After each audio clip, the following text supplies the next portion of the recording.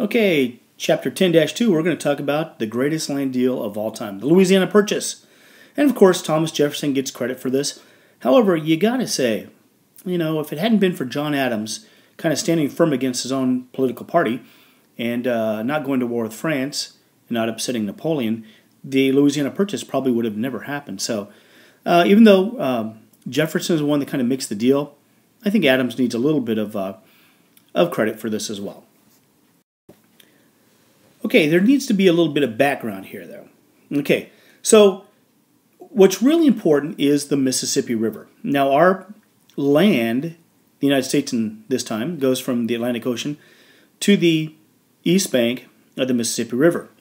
Now, Western farmers relied on the Mississippi River to transport those crops of wheat and corn that they're growing out in the western part of the United States to port. Again, there's not a lot of roads. So the easiest, quickest, most affordable, economically feasible is to send their crops on barges down the Mississippi River. But here's the rub. We don't own New Orleans. We don't own New Orleans. Okay, the very tail end of the river, where it goes out into the Gulf of Mexico, Spain owns New Orleans. So we're sending a lot of crops to New Orleans where they're going to be loaded on ships and then sent to the East Coast. Now, as I said, Spain, controlled New Orleans, and they often threaten to close the port. Hey, listen, we're going to close the port, to upset us or for whatever reason. So George Washington, this is in 1795, Washington sends Thomas Pinckney to Spain to negotiate a treaty to allow American farmers to use New Orleans. This was called the Pinckney Treaty. All right? This works well for, a couple years, for 5 years. But in 1800, Spain signed a treaty giving Louisiana back to France. Okay, and Louisiana is not just the state of Louisiana today. It's this huge section of land, probably a third of the nation, is Louisiana. All right? And this includes the port of New Orleans. Now, this time, 1800, Thomas Jefferson is the new president. He's the third president. And now he's afraid that France would try and build an empire in America. Remember, what's interesting, though, is the Republicans, and Thomas Jefferson as the leader of the Republican Party, had always allied themselves with France. They favored France. But now you're starting to see, well, hold it. I favor France as long as France stays in Europe. But are they going to try to build an empire back in America? Because remember, France had lost all its land after the French and Indian War, except for a couple of small islands in the West Indies and a couple up in the St. Lawrence Seaway. But all their land in the continental United States had been lost. Now France is back on the scene. All right. Now France wants to have this land, this Louisiana area, to grow food and ship to the West Indies. All right? Fortunately for us, though, there was a revolt.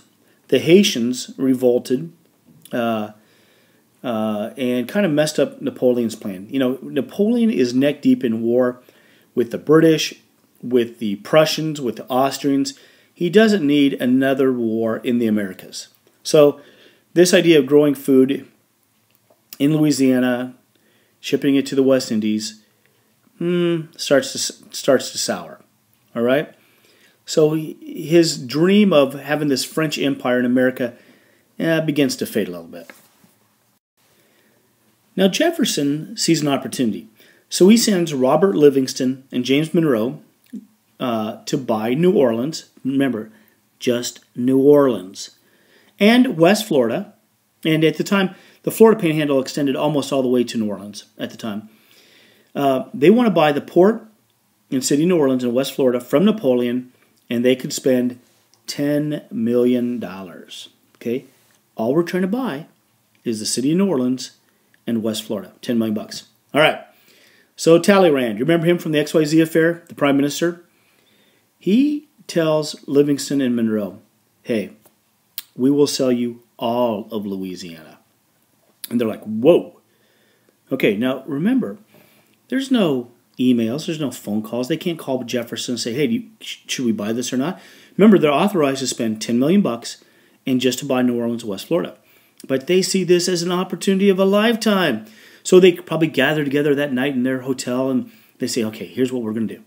Let's lowball them. Let's offer them $4 million. All right? So they offer $4 million for all of Louisiana. Now Talleyrand's like, dude, are you serious? $4 million? You go home and you think about that offer and see me in the morning. Well, now they're back and they're like, okay, now guys, this is important. This is an opportunity that's going to come once in a lifetime. All right, so let's offer $15 million. Remember, they're only authorized to spend $10 million. All right? And there's no way to communicate with Jefferson or Washington. All right? So they offer $15 million, which Talleyrand and Napoleon take. So these guys get back on the ship and they float their way back across the Atlantic Ocean to Washington. And they tell Jefferson, hey, hope you're not going to be upset, but here's the deal. We bought all of Louisiana, including New Orleans and West Florida, for $15 million. Are you mad? Jefferson's like, oh my gosh, this is great. Oh my, this is fabulous. I can't believe it. This is, hold it. Wait a minute. Is this constitutional? Remember, the Republicans and Thomas Jefferson believe in a strict interpretation of the Constitution. And nowhere in the Constitution does it give the executive branch the power or the authority to buy land. What am I going to do? Okay, so the document says nothing about the president buying land. It did say, though, the president can make treaties. So he doesn't call this a land purchase. He calls it a treaty. And the Senate approved the treaty with France. Now, many people are upset about this because we just, on the hook for $15 million. And remember, we don't have a lot of money. But in 1803, the U.S. took control of this land, and in one stroke, the size of the United States has doubled. Greatest land deal of all time. It comes to about, I can't remember exactly, like 2 cents an acre. 2 cents an acre. This is brilliant. But what have we actually purchased? So now the United States has doubled in its size. It extends all the way out to the Rockies, almost all the way to Canada. Well, it actually does go to Canada. To the Rockies from New Orleans. It has, part of Texas and Arkansas, Oklahoma, Kansas, Nebraska, North and South Dakota, Montana, parts of Colorado, Wyoming, even part of Minnesota. It is Iowa. It's huge. But what's in there? And no one's sure. There's all kinds of crazy rumors out there. It's actually kind of comical if you think about some of the rumors out there. They were talked about being dinosaurs and woolly mammoths still roaming around, volcanoes. They even talk about a mountain made of pure silver. They think there could be giants that live out there. And more importantly, the fabled Northwest Passage. Remember the all-waterway route to Asia? Oh my gosh.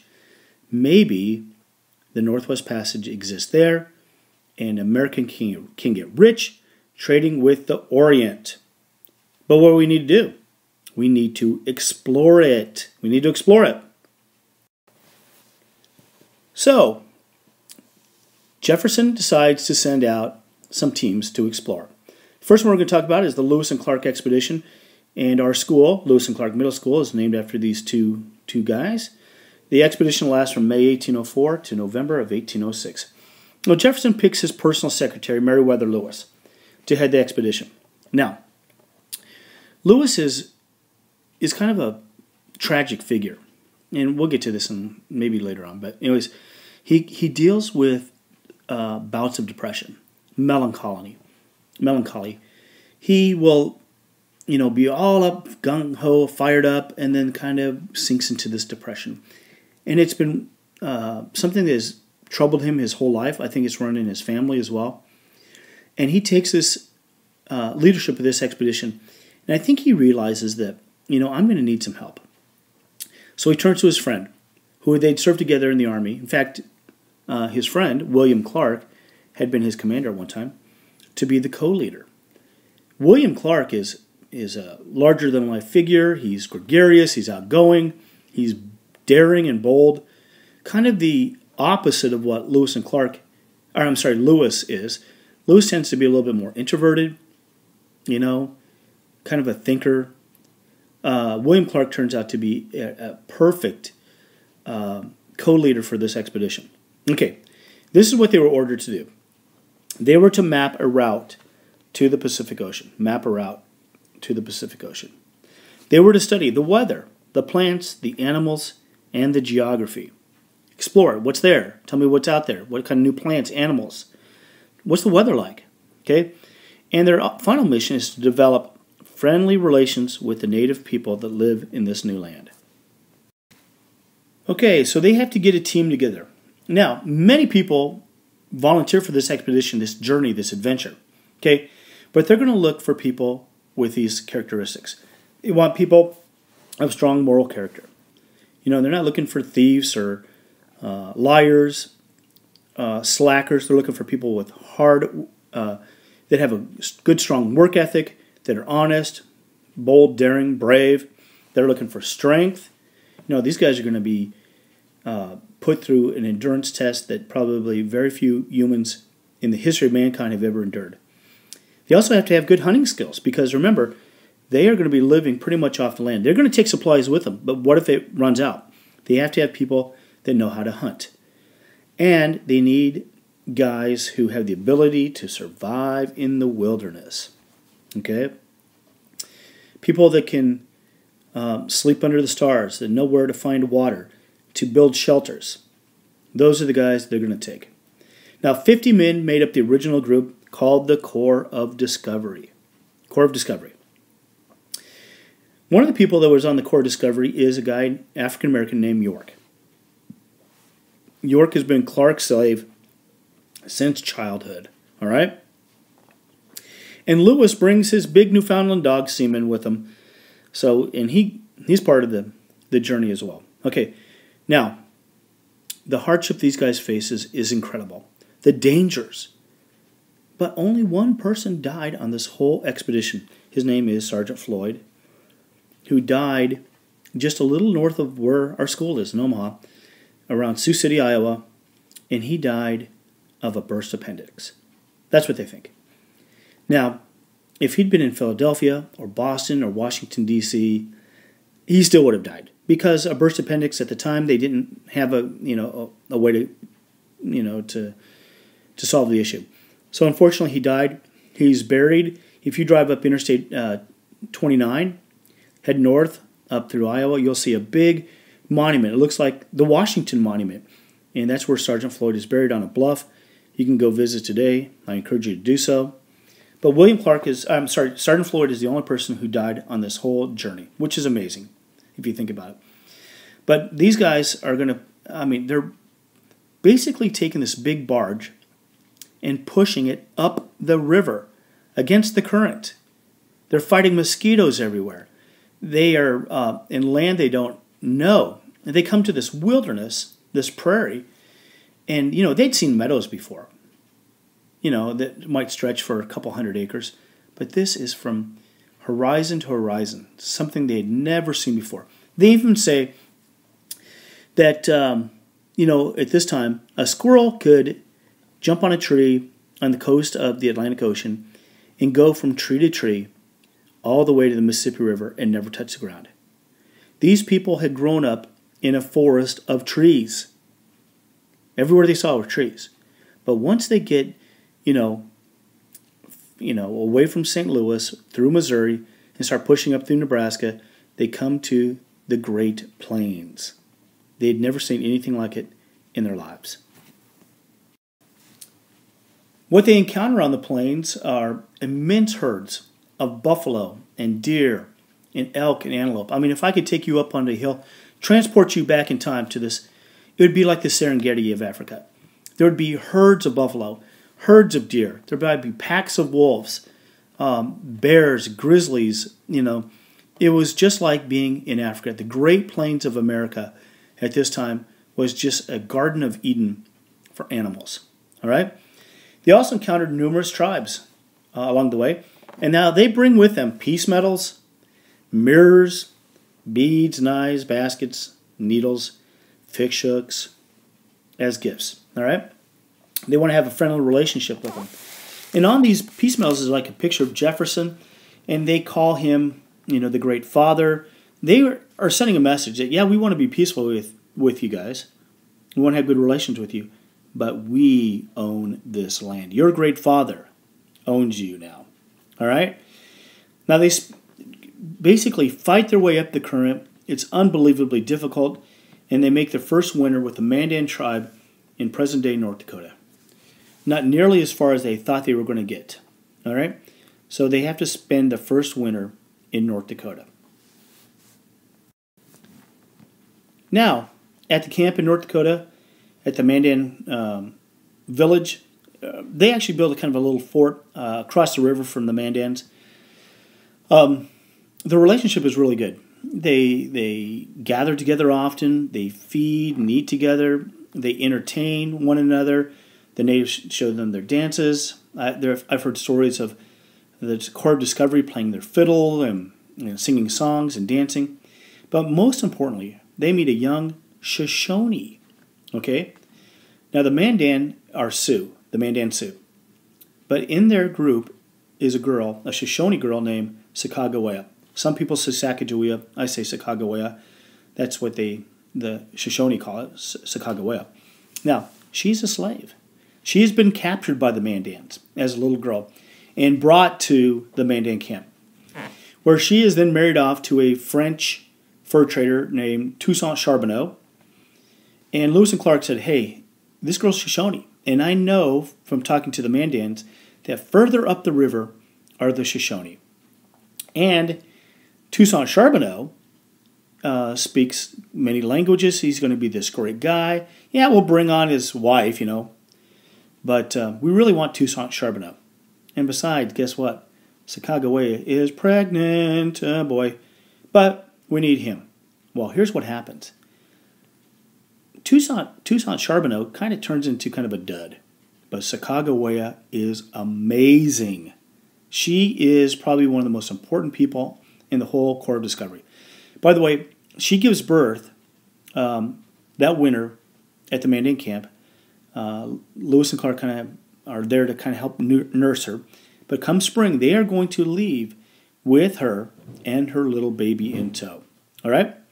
Now, as I said, she's probably the most valuable member of the group. Without her knowledge of the area, the plants, the natives, it's going to be much more difficult. Plus, she is going to prove invaluable in acquiring horses from the Shoshones. Without horses, the expedition would have probably failed. Now, as the Missouri River starts getting more narrow and shallower, it's tough to find the way, and they finally get to the trail, or to the headwaters of the Missouri River. It's just a little tiny trickle of water coming up the mountains. Okay, so Lewis and Clark, they scramble up the mountains, and I'm sure as they get to the top, what they expect to see as another river, just like the Missouri River, leading to the Pacific. As they climb to the top of that mountain, they climb to the top, and then they look out, and all they see, as far as the eye can see, are more mountains. And on that day, when Lewis and Clark saw the vast Rockies, the dream of the Northwest Passage died. It does not exist. Boom, boom. All right. But now, there's no more river. They can't easily navigate. They must have horses. And Sacagawea, and this, if you wrote this script in Hollywood, you wouldn't believe it. Sacagawea finally, they finally find some Shoshone, and this guy comes up, and Sacagawea goes forward, and they see each other, and they start crying, and they run to each other, and it was her own brother. Unbelievable! In the vast Rocky Mountains, Sacagawea and her brother, who they haven't seen since she was captured, meet. And this is going to be fortuitous for Lewis and Clark because Sacagawea, his brother, is going to be able to get them horses and guides and lead them through the Rocky Mountains. All right? Oh my gosh, kind of got ahead of myself again. Sorry about that. They encountered the Great Falls of Montana. It took them weeks to get around. Finally made the Continental Divide, greeted with miles and on. Sorry I said that. Okay? They meet the Shoshone, and I told you how they did that, got the horses. And they finally found the Columbia River and sailed to the Pacific Ocean in November of 1805. And they have to, once again, spend the winter there. Now, what they hope to find are some English or some European trade vessels that they can, jump back on board, but they never show up. So they spend the entire winter there looking for these ships that could transport them back so they don't have to make this journey back, but unfortunately it does not happen. So that spring, they make the return trip. Lewis and Clark split up once they get past the Rockies on the east side of the Rockies to kind of explore more territory. Clark goes and follows the Yellowstone River, explores part of that. Lewis goes up, follows a river to the north, almost makes it up to Canada, but they come together again at a predetermined location and time, and they float down the river. Now they're not having to force their way up against the stream, and they float down the river much, much quicker, and they arrive back in St. Louis in November of 1806. It's a huge success. Oh my gosh. They have brought back journals that are wonderfully written, very accurate, by the way. And Jefferson is thrilled. But I got to tell you this, and this is just a little side note. Lewis is given the governorship of what is it? I can't remember exactly. He gets a pretty important position, but his depression starts to set in again, and he ends up getting in a little bit of financial trouble, and there's some problems with the books, and he kind of loses his position, and he ends up, unfortunately, committing suicide just a couple years later. It's very, very sad. Clark goes on and, becomes a wonderful, kind of a legendary figure. He doesn't have that same kind of unfortunate mental disorders that Lewis has. And what's unfortunate is they just don't have the medical treatment. Today we can treat people with some of these medical disorders for mental disabilities, but unfortunately at the time they don't, and Lewis ends up committing suicide. So that's a very sad side note in what was a wonderful life up to that point. Now everybody's real familiar with the Lewis and Clark expedition, but there's another one too. So Lewis and Clark are exploring kind of the northern part of the Louisiana Purchase, but we need to send another expedition out to explore the southern part. So from 1805 to 1807, Zebulon Pike explored the upper Mississippi River, the Arkansas River, and parts of Colorado and New Mexico. In fact, Pikes Peak, probably one of the most famous mountains in the United States, is named for him. But unfortunately, as he starts to explore in the southwest, he's kind of left the Louisiana Purchase. Now he's in Spain, and he's captured by the Spanish, and they take him to Mexico. Now, they take his journal and maps, but he was able to actually hide one in the barrel of his gun. What's always, kind of made me wonder is why'd they let him keep his gun? But hey, whatever. He's able to save one of his maps and was able to stick in the barrel of his gun. And the Spanish finally, release him, and he heads back to Washington. And this greatly increased the knowledge of the Southwest. So there you have it. You have the Lewis and Clark expedition and the Pike expedition. All right? Once again, the Louisiana Purchase, the greatest land deal, $15 million. Thank God that John Adams didn't go to war with France like the Federalists wanted him to, or we probably wouldn't have gotten it. All right? So there you go. The Lewis and Clark expedition, Louisiana Purchase, and the Pike expedition.